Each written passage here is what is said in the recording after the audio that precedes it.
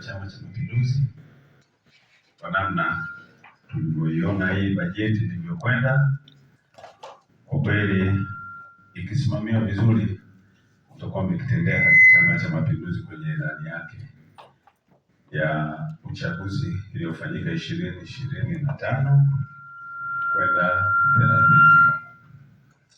Kikubwa ambacho kinatakiwa kusimamiwa hapa hasa ni usimamizi wa ukusanyaji wa mapato, hasa haya mapato yetu ya ndani, kwa sababu ndio msingi wetu mkubwa wa kukamilisha hii bajeti tuliyoikalia siku ya leo.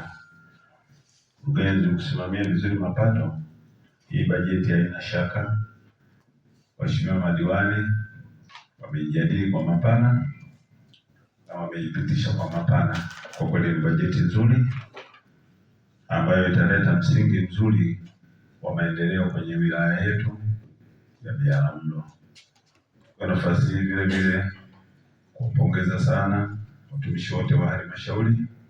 Kazi zenu sisi kama chama tunaziona kweli ziko vizuri,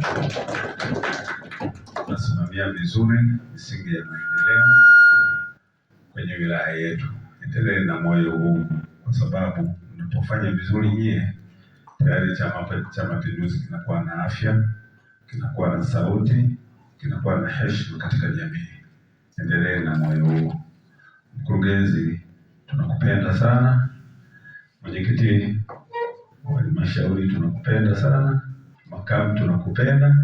Waheshimiwa madiwani tunawapenda sana. Endelee na moyo huu. Tunashukuru sana.